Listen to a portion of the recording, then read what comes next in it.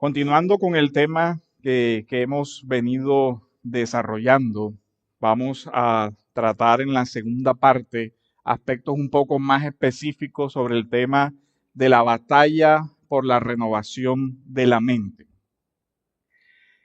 Es triste que en muchos púlpitos, por muchas razones de una mala comprensión sobre la naturaleza del ser humano y sobre la antropología bíblica, se escuchan expresiones tales como: un creyente no se puede deprimir, a un creyente no le puede dar un ataque de pánico, un creyente no puede tener pensamientos de ansiedad. Si esas expresiones fueran ciertas, también fuera cierta la siguiente: un creyente ya no es un ser humano. Así de sencillo. Porque entonces un creyente no está sujeto a las dificultades que padecen la mayoría de los mortales mientras estamos en esta tierra. Lo que nos indica esto es que se necesita, para poder hacer una consejería bíblica, primero que todo, una antropología teológica que corresponda con las realidades de lo que describe la Biblia sobre el ser humano caído, incluso sobre el ser humano regenerado en cuanto a sus facultades. Para hacer esto hay que superar ciertos obstáculos que son reduccionismos del ser humano. Reduccionismo de naturaleza espiritualista, casi seminóstico. Ya el ser humano regenerado por Cristo es un ser espiritual al que no le afectan las cosas de este mundo. Algo así como que todos los problemas del ser humano se reducen a lo espiritual. En algunos extremos, a lo espiritual de orden únicamente sobrenatural. Toda depresión es una posesión demoníaca. No hay otra explicación. Todo se reduce a eso. ¿Por qué? Porque como el ser humano no puede deprimirse, si el ser humano está deprimido, entonces tiene un demonio que lo está atormentando. Es una reducción espiritualista que no entiende las múltiples causas a las que está sometido el ser humano mientras está en la tierra. La otra reducción es de corte materialista. Estás deprimido, como tú eres una máquina, entonces hay que buscar qué fue lo que se averió en la máquina. Como tú eres una máquina con compuestos químicos, alguno de esos compuestos químicos está funcionando mal, hay que inyectarle el químico que le falta y ¡san! Se arregló. Porque el ser humano solo es un cuerpo. Entonces vemos cómo cualquiera de estos dos enfoques unilaterales aislados va a dar un enfoque deficiente del problema. Estas dicotomías excluyentes no tienen en cuenta toda la realidad y la complejidad del ser humano.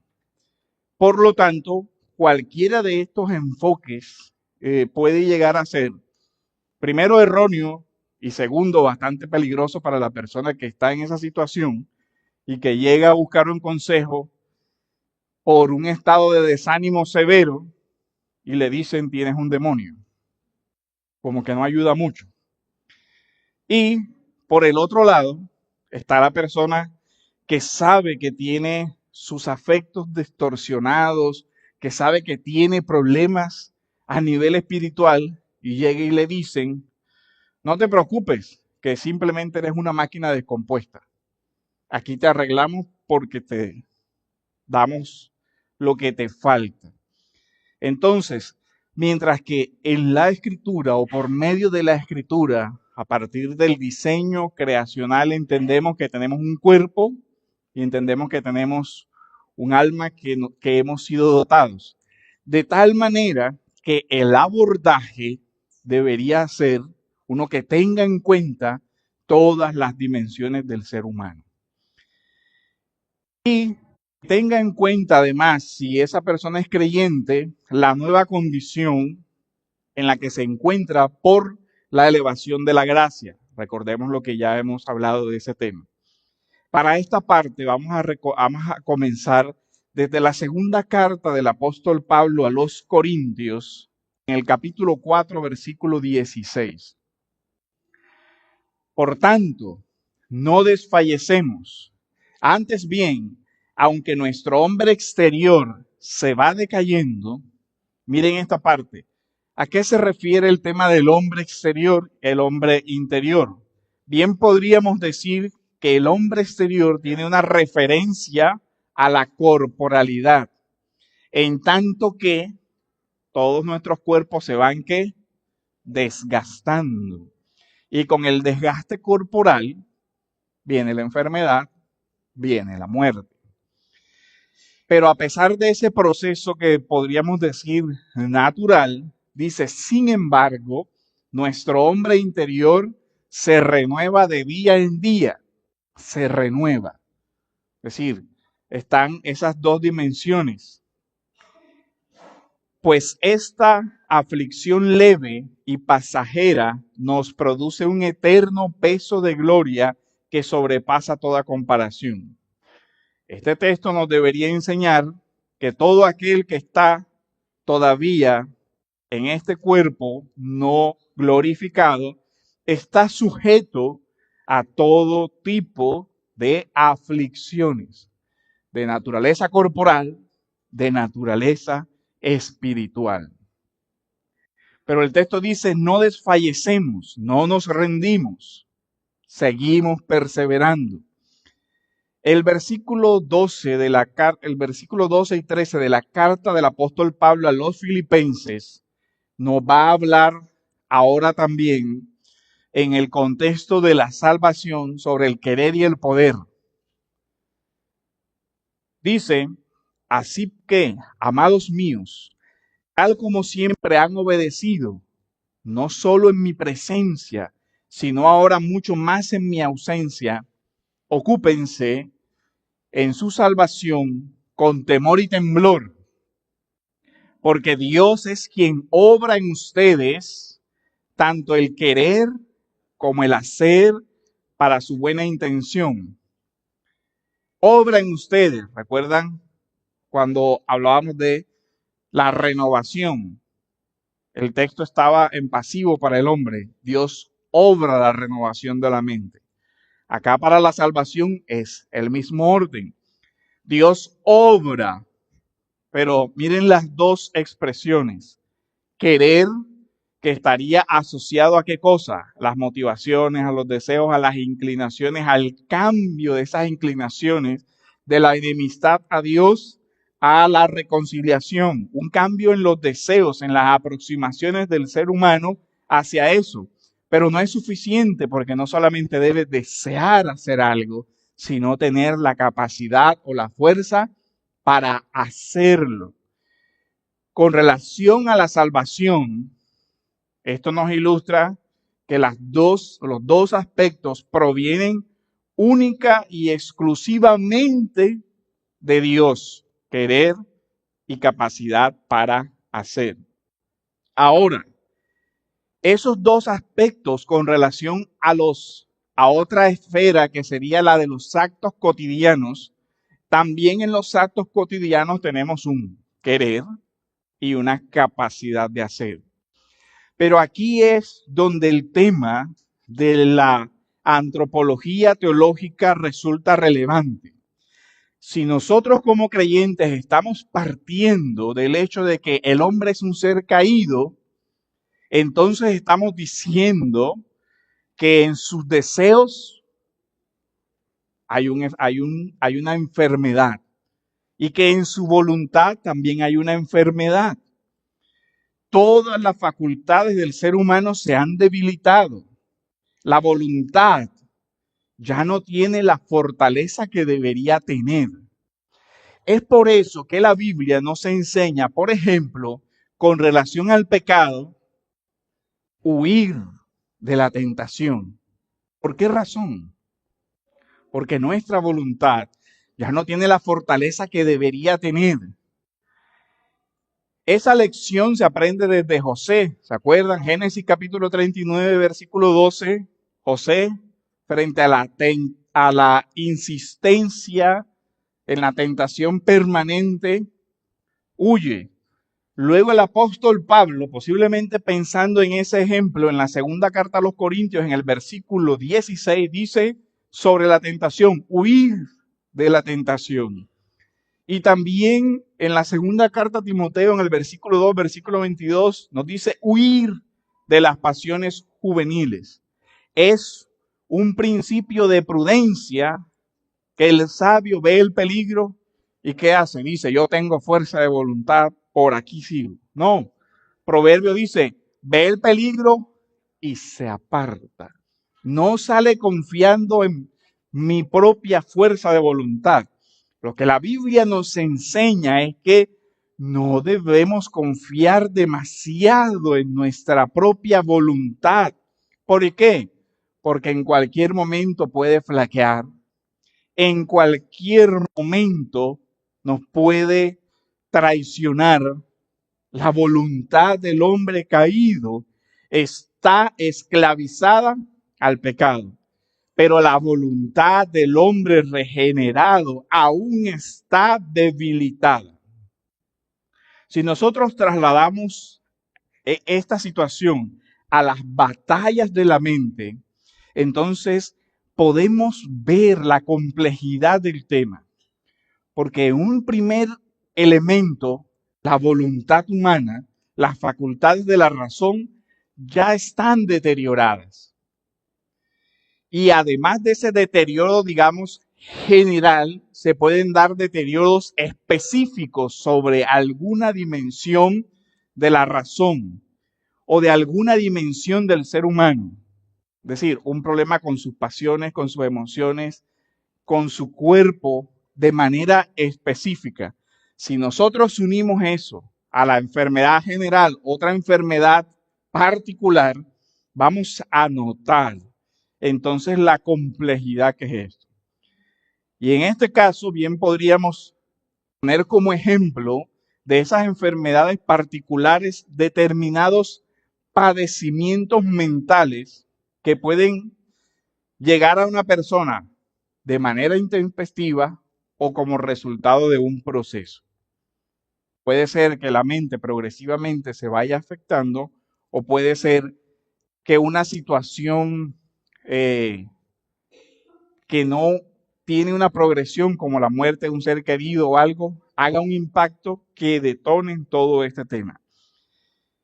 Lo primero que entonces nosotros debemos entender a partir de la complejidad en la que se encuentra la voluntad del ser humano, es que a veces soluciones o consejos que más o menos se expresan así, solo te hace falta voluntad.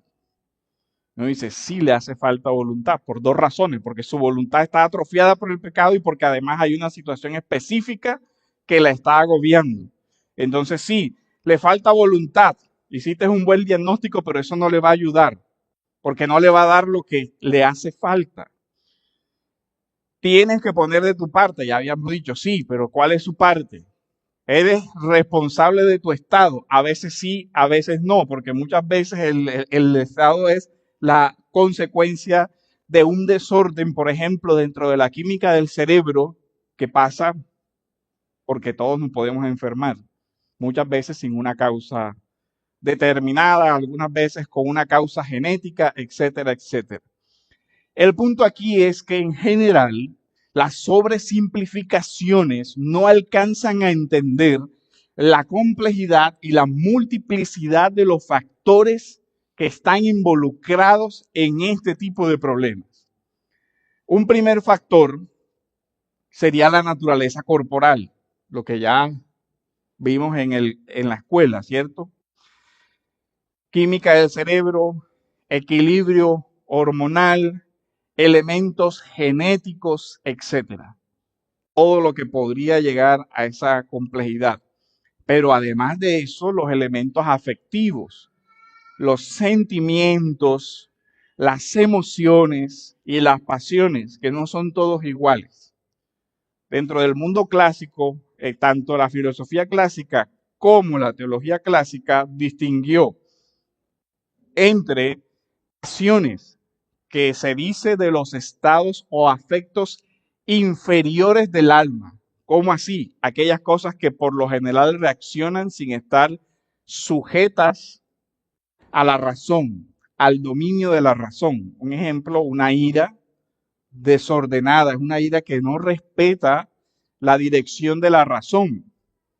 Muchas veces porque incluso la razón de esa persona tampoco está adecuadamente formada. Las emociones que son también los estados intensos acompañados de manifestaciones físicas, pero que son respuesta a un punto concreto. Va pasando por la calle y de repente siente que le frenó un carro cerquita. ¿Cómo reacciona? Se asusta. Es miedo. Pero el miedo, ¿cómo se siente en el cuerpo?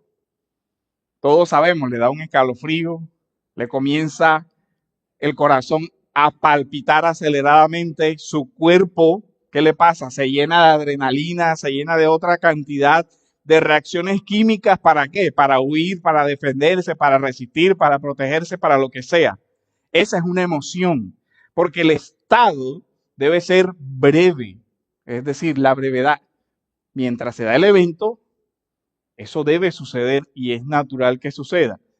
Pero si una persona anda por la vida como si todo el tiempo los carros estuvieran a punto de atropellarlos, ya eso ya representa un problema. ¿Ya ven? Y así, los sentimientos se supone que son lo más estable del ser humano. Por ejemplo, el amor, ¿cierto? Se supone que es algo que es permanente, o sea, que siempre debería estar ahí. El amor debería permanecer, debería estar ahí estable. Eso es lo que debería estar estable. La ira no debería estar estable en el ser humano. Entonces, si vemos cuando se distorsiona también esto, como en el sermón que vimos de una persona gobernada por sus pasiones, vemos que lo más bajo de sus facultades es lo que gobierna. No debería ser así. Esa persona tiene una falta de equilibrio en su vida. Sus dimensiones de su alma no corresponden a lo que debería ser. Una dimensión espiritual, claramente, por lo general, en este tipo de situaciones se describe como yo me siento vacío.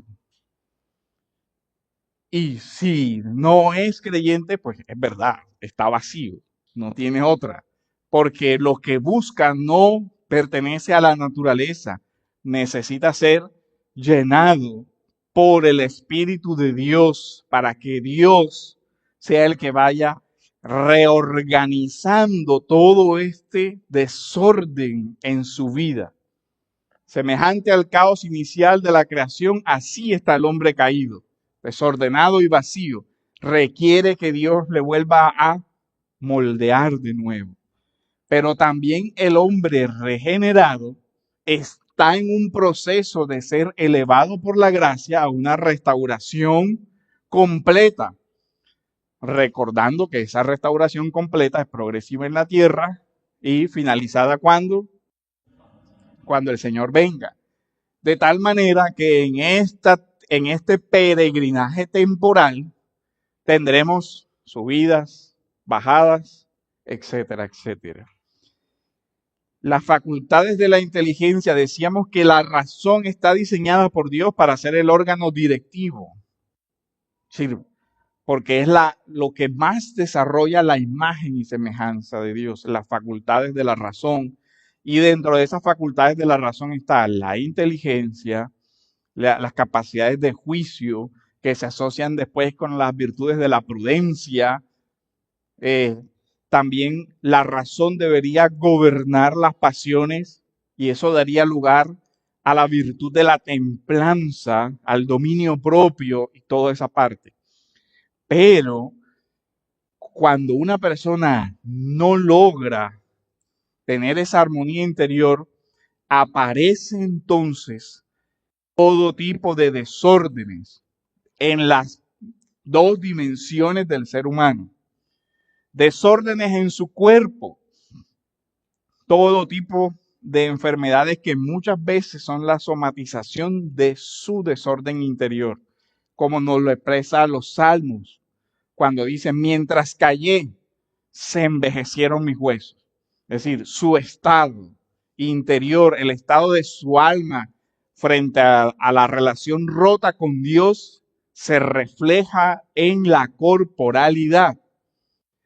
Pero también se dan los movimientos en sentido contrario.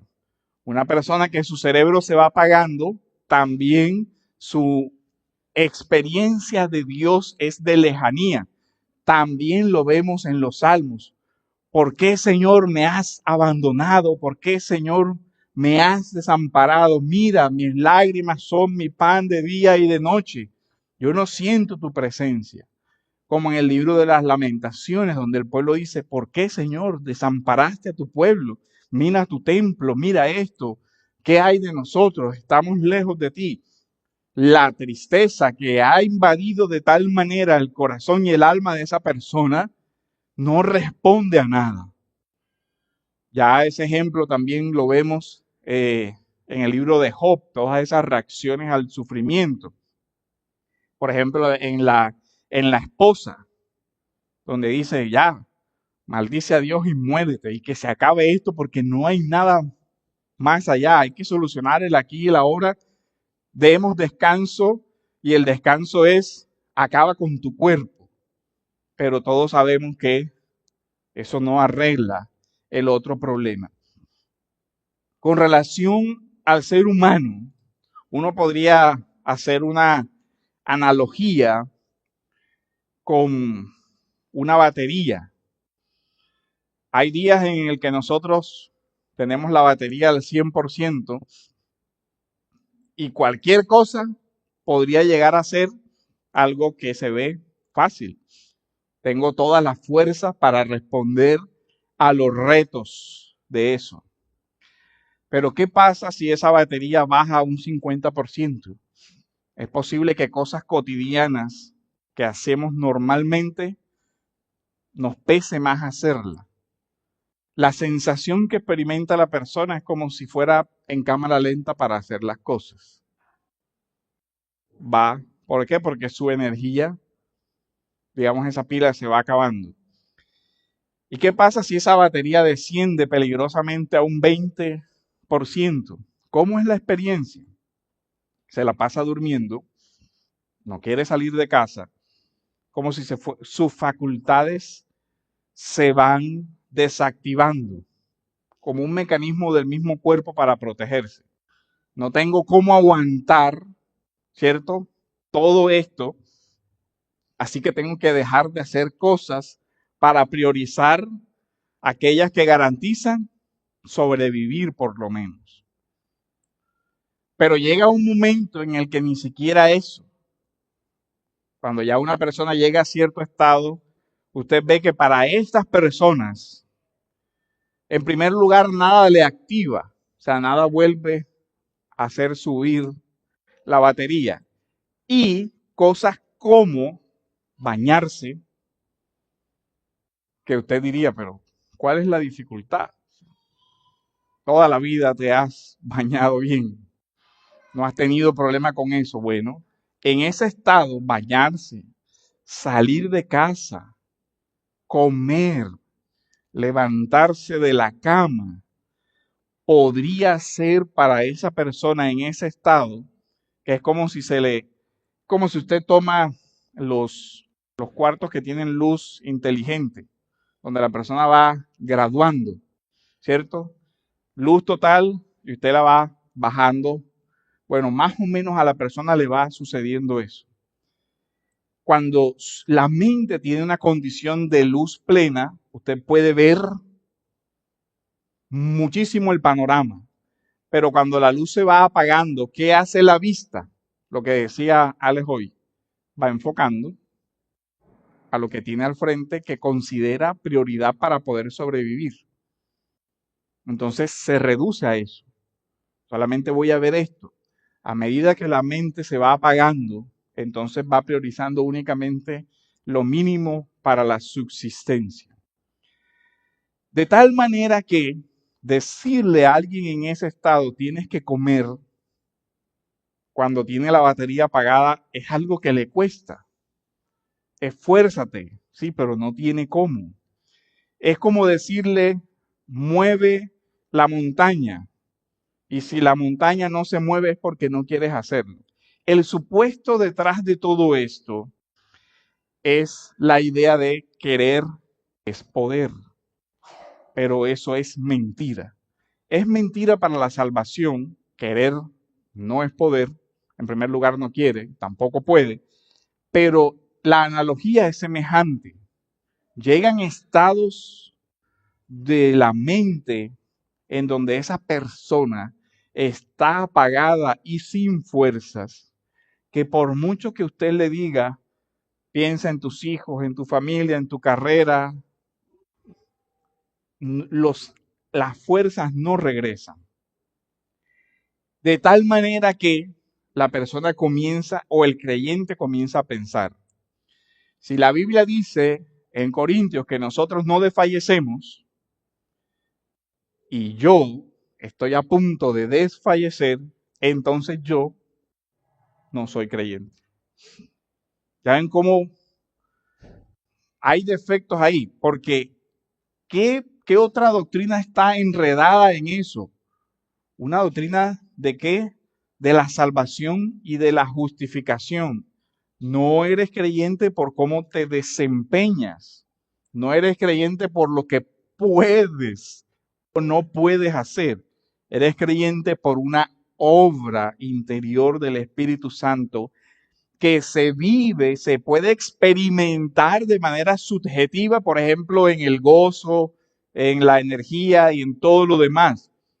Pero la certeza de eso no está en mi experiencia subjetiva. Es decir, si hoy me siento alegre con el Señor, hoy soy creyente. Y si no, no, ya no. Y entonces, ¿me quiere? ¿No me quiere? Etcétera. No es así. Ahí hay que entender eso de una manera profunda. Las soluciones aquí, decimos, no son mágicas, son progresivas, son de restauración y cada caso pues tendría sus complejidades. Por lo menos para el creyente tiene que resolver, además de eso, el otro problema. Entonces, ¿soy o no soy creyente? Pongamos que entonces sí soy creyente, por lo menos eso indicaría que soy un mal creyente. Y así vamos razonando. Porque no tengo la fuerza que debería tener, etcétera, etcétera.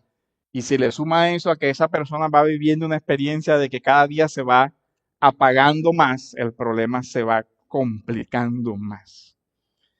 Es poco probable, y aquí es el tema, es poco probable, por no decir imposible, porque hay casos de casos, que una persona salga de esta situación por sí mismo. Necesita la ayuda primero de Dios, pero también la ayuda de la iglesia, la ayuda de sus familiares, la ayuda de sus amigos, toda la ayuda posible en casos, digamos, más complejos que otros. Pero lastimosamente muchas veces la visión de las personas que están alrededor de esto no corresponde a entender la dinámica de lo que está pasando. Y como la mayoría de las veces pueden asociar, todos los estados de tristeza son pasajeros, entonces hay que tener paciencia, un día, 2 días, una semana, 2 semanas hasta que le pase. Y si no pasa en las 2 semanas, ya no hay paciencia. Ya comienza el regaño, la exigencia, es que tú esto, es que debes aprender esto, etcétera, etcétera. Y esto hace que la persona comience a sentirse sola y comienza a aislarse. Miren que con el tema de la restauración, uno puede ver cómo el Señor en Getsemaní afronta la noche oscura de toda la carga corporal, emocional, espiritual, apoyándose en los discípulos. Oren conmigo, acompáñenme. Pero, ¿qué fue lo que pasó? Lo dejaron solo. Entonces, Dios permita que la iglesia no haga eso. Y no fue la única vez que la iglesia hizo eso. Cuando Pablo estuvo preso también, en una de sus cartas quedó, todos me han abandonado. Porque muchas veces esto es también un proceso doloroso para las otras personas. Se reacciona como la mujer de Job. ¿Ya por qué no te mueres? Ya vamos a ponerle fin a esto. La batalla por la santificación y por la renovación del hombre interior es progresiva. ¿Qué implica eso? La necesidad de perseverancia. Abandonar, tanto para la persona como para los otros, la mentalidad mítica del milagro instantáneo. Todo se va a solucionar en unos días, porque muchas veces estos problemas son más graves de lo que se piensa al inicio y en general hasta la persona como los que le rodean pierden la meta de la esperanza y se van progresivamente como que rindiendo o normalizando. Oh, yo todo el tiempo estoy triste, pero al final eso es normal. No es normal. A lo que la Biblia nos llama es algo que Colosenses describe en el capítulo 3, versículos del 9 al 11. Dejen de mentirse los unos a los otros, puesto que han desechado al viejo hombre con sus malos hábitos y se han vestido del nuevo hombre, el cual se va renovando. Y aquí viene el tema, renovando. Pero renovando conforme a qué? Hacia un verdadero conocimiento, dice el texto, conforme a la imagen de aquel que lo creó. Y a este punto quiero darle importancia, y ya lo tratamos en el sermón anterior, pero quiero insistir aquí. La renovación de la que estamos hablando no es algo superficial de un cambio de una situación a otra situación, sino la renovación a la imagen de Dios. Eso es lo que implica realmente esto. Una renovación de la mente de acuerdo a la voluntad de Dios, que es buena, agradable y perfecta en medio de todas las cosas. Para eso, entonces, hay que entender toda la naturaleza de la afección a la que nos estamos enfrentando. Y aquí vienen muchas complejidades. Romanos 12, versículos del 2 al 3. Miren lo que nos dice: no se adapten a este mundo, sino transfórmense mediante la renovación del entendimiento. Renovar el entendimiento. Para que puedan ver qué cosa, la voluntad de Dios como realmente es. Lo que es bueno, aceptable y perfecto. Y note eso, bueno, lo que es agradable o aceptable y lo que es perfecto. Porque en virtud de la gracia que me ha sido dada, digo a cada uno de ustedes que no piense, y otra vez el tema de la mente, de sí mismo, más allá de lo que debe pensar, sino que piense con buen juicio, según la medida de fe que Dios ha distribuido a cada uno. Miren el reto: pensar con buen juicio, o pensar bien, o pensar prudentemente. ¿Por qué? Sí, hermano, acá tengo. Gracias. Entonces, miren esto. Cuando una persona tiene este tipo de ideas, ha perdido el buen juicio. De alguna manera, la percepción que tiene de la realidad no corresponde. Lo que piensa de sí mismo, lo que piensa de los demás, lo que piensa de Dios, ha perdido eso. Puede pensar de sí mismo más allá, que se expresa en ideas de superioridad, ¿no? Yo soy el ser más santo de la tierra, yo soy esto, yo soy lo otro, todo el mundo debe sentirse privilegiado porque es mi amigo, etcétera, etcétera. O lo contrario, realmente yo soy un ser depravado, todo esto. Cuando uno ve eso, hay que hacer el siguiente examen. El primero es, hay que hacer un abordaje realmente teológico del tema. Y lo primero que esa persona debe tratar de verificar es la verdad. La verdad. Voy a poner un ejemplo. Alguien dice, yo soy un ser depravado, porque la escritura lo dice. Y uno dice, sí, ese pensamiento es verdadero. Uno dice, conforme a la escritura es verdadero. ¿Esa es toda la verdad sobre el ser humano? No, porque también dice que somos qué, somos hechos nuevas criaturas, que también dice que tenemos una dignidad, porque también dice otras que somos luz, que somos sal, que dice otra gran cantidad de cosas. Entonces, esa verdad está incompleta y la apropiación incompleta de la verdad termina incluso que distorsionando eso que es verdadero. Y miren, curiosamente, en la Reforma tiende a pasar esto muchas veces. ¿Por qué? Porque al comprenderse la doctrina de la depravación, se cae muchas veces en el peligro de oscurecer las otras verdades sobre el hombre, su dignidad, todo lo que implica que Dios le conceda el ser hechos hijos de Dios, el ser hechos partícipes del reino. Entonces, como que esta verdad se eleva tanto que oscurece todas las otras verdades con relación al ser humano que también están en la Biblia. Y eso no es equilibrado y no es bueno para el hombre, porque debemos tener todo el consejo de Dios sobre todas las cosas. Entonces, esos reduccionismos terminan introduciendo dificultades. Es verdad lo que dice Jeremías, más engañoso es el corazón del hombre y sin remedio. ¿Quién lo comprenderá? Sobre la última pregunta, solo Dios. Y aquí quiero resaltar eso. Mire, ¿quién comprenderá el corazón del hombre? Con lo que decíamos en la introducción, vemos cómo hay grandes reduccionismos. El hombre realmente es un misterio. O sea, ¿quién conoce lo que hay en el corazón del hombre? Dios.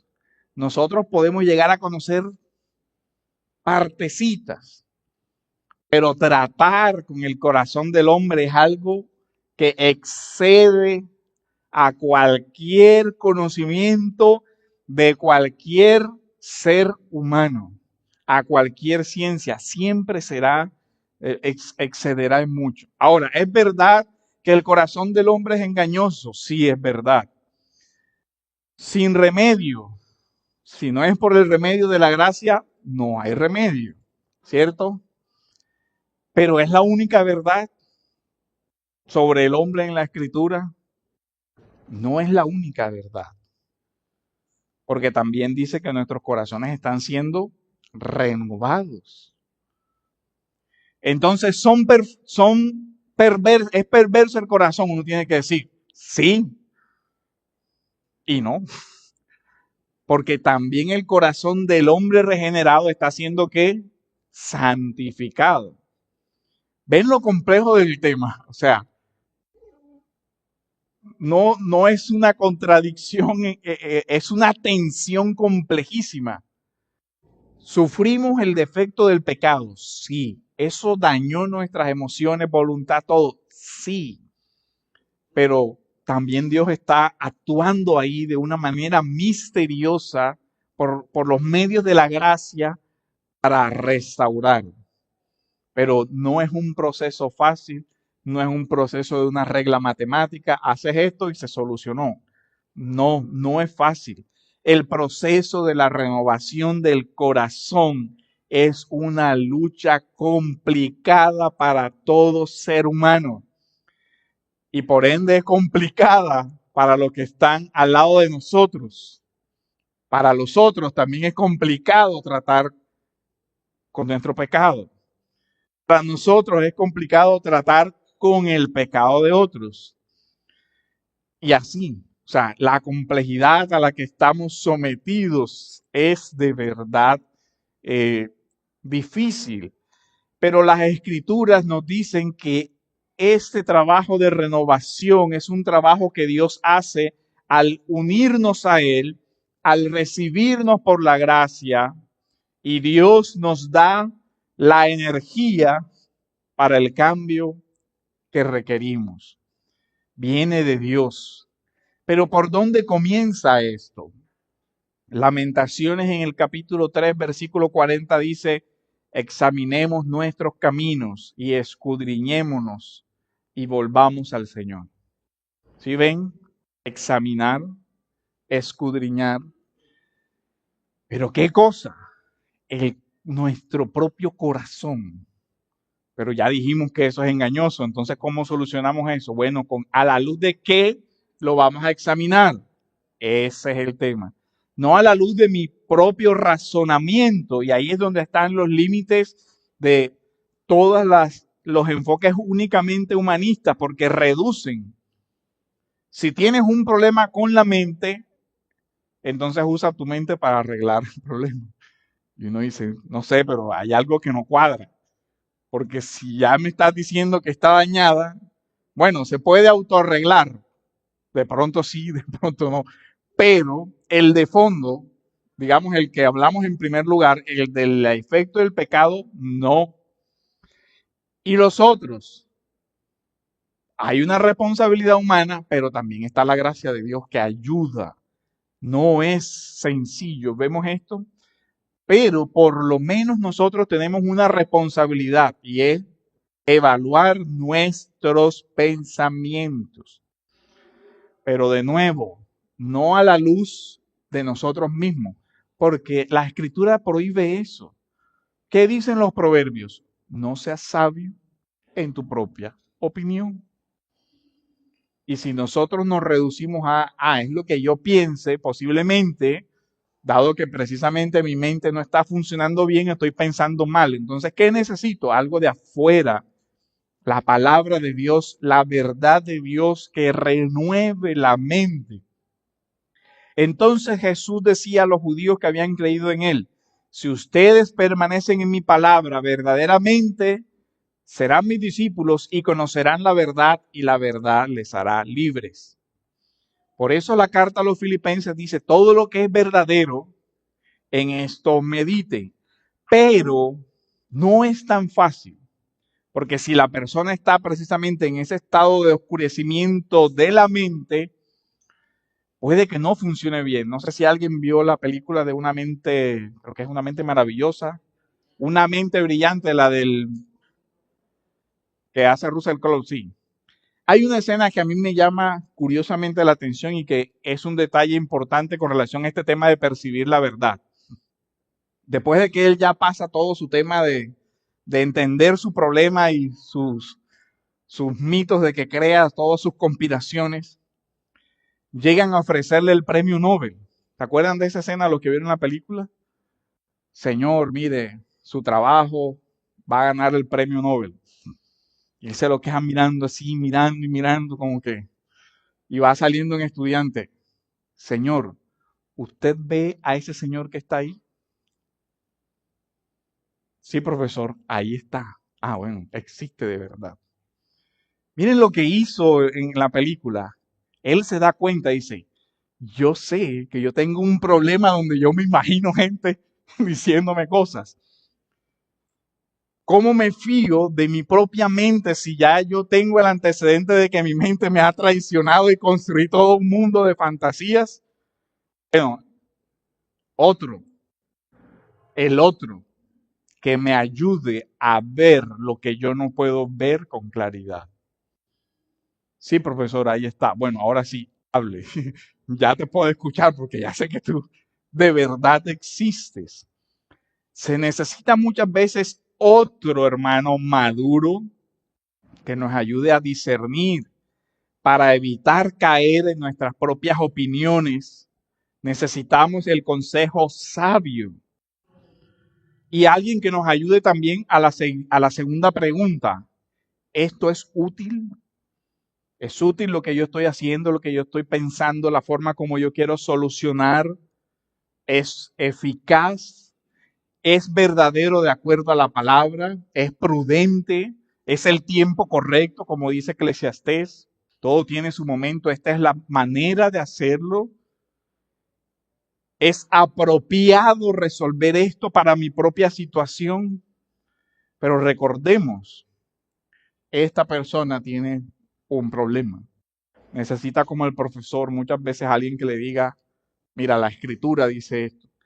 Y miren algo, es posible que esa persona lo sepa, pero no logra encontrar la solución en medio de ese momento. Hay algo que se aprende también de esa experiencia del profesor y es el tema del principio de realidad. Él entendió que se había salido de la realidad. ¿Sí ven? Que su mente lo había sacado de la verdad y de la realidad. Y necesitaba un principio de realidad que lo anclara.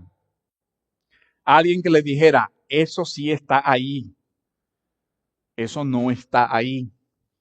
Alguien que le dijera, mira, aquí está tu familia. Todos estamos bien. El tsunami que te imaginaste no pasó. No pasó. Eso no sucedió. Todos estamos aquí en casa. Tócanos. Mira, estamos bien. Si notas, y en algunas ocasiones medidas más extremas, ¡pah! Mira, despierta que sí estamos aquí. ¿Ya ven? Cuando la cosa se pone muy complicada, bueno, hay que tomar medidas para que reaccione de alguna manera, porque esa persona ha perdido su noción de realidad. Lo que nosotros vemos es que el mundo mental realmente es complejo, que nosotros necesitamos, por la ayuda de Dios, aprender a conocernos a nosotros mismos. Pero Calvino en sus instituciones dice, ningún hombre puede conocer su corazón si no es porque Dios le enseña qué tiene en su corazón.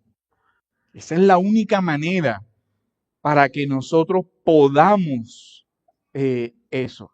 De tal manera que, ¿qué necesitamos, hermanos, a nivel de principios prácticos? Miren lo que nos dice Santiago, en capítulo 1, versículos del 19 al 20.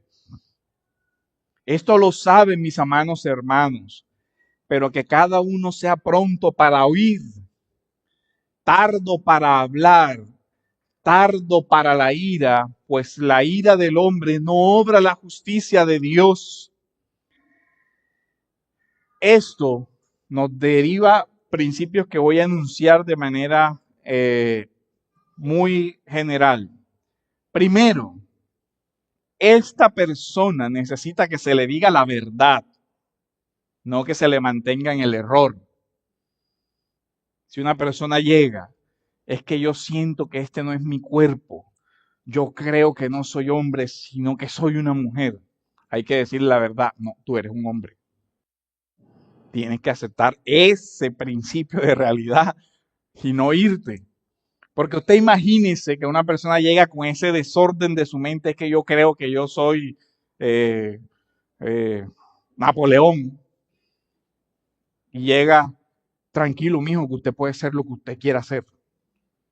Terminé con la mente de ese pobre sujeto. Porque de ahí en adelante, su esperanza de principio de realidad le terminó de alterar la realidad.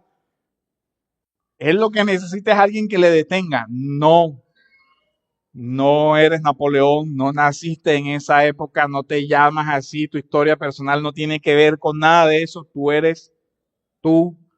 Y lo que tenemos que ver es qué hay de que te aislaste de esa manera. Tardo para hablar implica sí.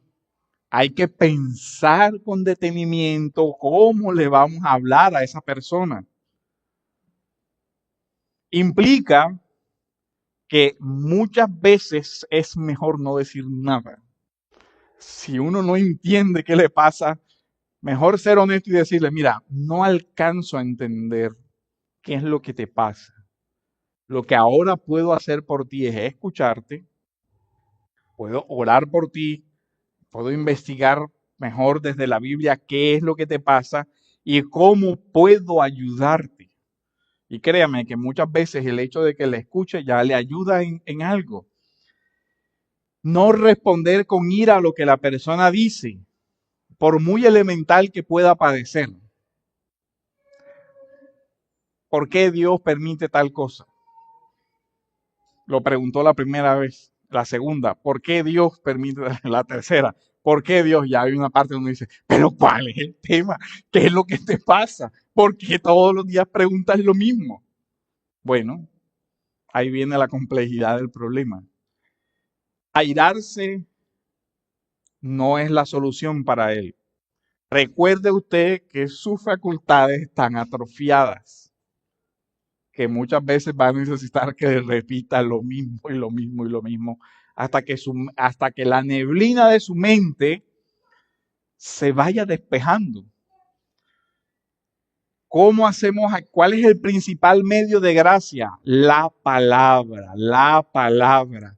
Miren, la palabra de Dios tiene un poder para disipar la oscuridad de la mente.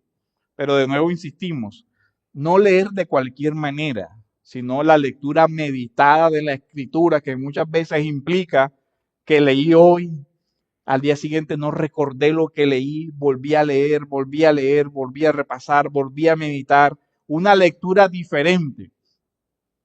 Recuerden que aquí se habló de la meditación bíblica, por eso no voy a extenderme en eso, porque incluso hay una enseñanza del pastor Carlos sobre el tema de la meditación bíblica y hay varias en las escuelas de ese tema.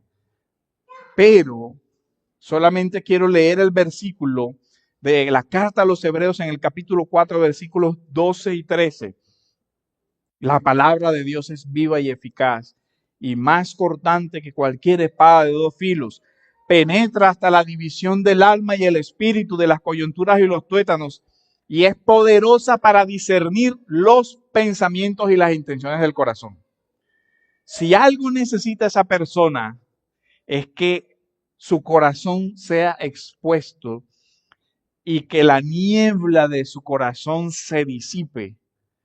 Y miren, hasta allá no llega ningún medicamento humano. Llega la palabra de Dios, solamente la palabra de Dios. Es interesante que el texto nos recuerda una cirugía, ¿cierto?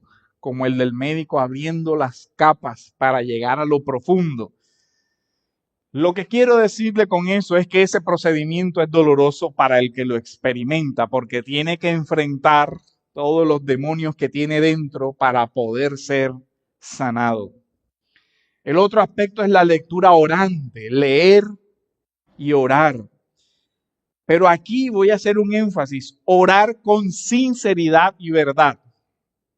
¿Cómo así que orar con sinceridad y verdad? Muchas personas logran hacer su autoexamen, pero cuando van a orar, oran como si todo estuviera bien. Ese es un fenómeno extraño. Señor, yo te adoro, yo te amo, yo te exalto. Pero el sentimiento no corresponde a eso. La verdad es que yo estoy dudando de ti, tengo hasta rabia contigo, la verdad es que no entiendo lo que me está pasando, la verdad es esta. Hay que comenzar a ser sinceros con el sentimiento que realmente está. Señor, yo entiendo que aunque debería amarte con todo mi corazón, con toda mi alma y con todas mis fuerzas, ahora no lo estoy viviendo. Desde esa realidad, entonces sí, Señor, tu palabra dice que yo debería amarte, pero la verdad de mi corazón, delante de ti la estoy poniendo, entre otras cosas porque no tiene sentido, porque Dios la sabe.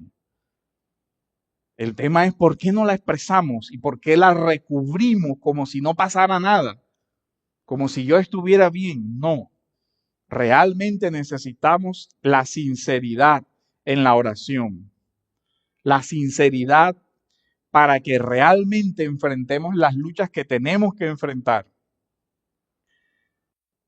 para concluir, algunos consejos como misceláneas para la persona que está en esta situación de su mente. Primero, las pantallas no son buenas para los ansiosos, los depresivos, ni nada de eso. Tiene que comenzar a saber qué ver. Si determinado tipo de música, de película o de los noticieros le afecta, apáguelo. Las pantallas no son buenas. Con que usted sepa cómo va del mundo de desastroso, no le soluciona nada al mundo, pero sí se hace daño. Entonces, Dios en su providencia gobierna mejor que nosotros, se acabó. La lectura, si es en papel, mejor, por lo que acabamos de decir de las pantallas. Hablar sí ayuda. Hable con un hermano sabio que le pueda dar un consejo. Llorar sí ayuda. Es posible que lo que necesite sea soltar todos esos sentimientos que tiene ahí. Orar con amigos sí ayuda. Pero nada de eso es espontáneo, que precisamente la persona en estas situaciones resiste a eso. Un diario ayuda, donde escriba sus pensamientos para que su mente comience a despejarse.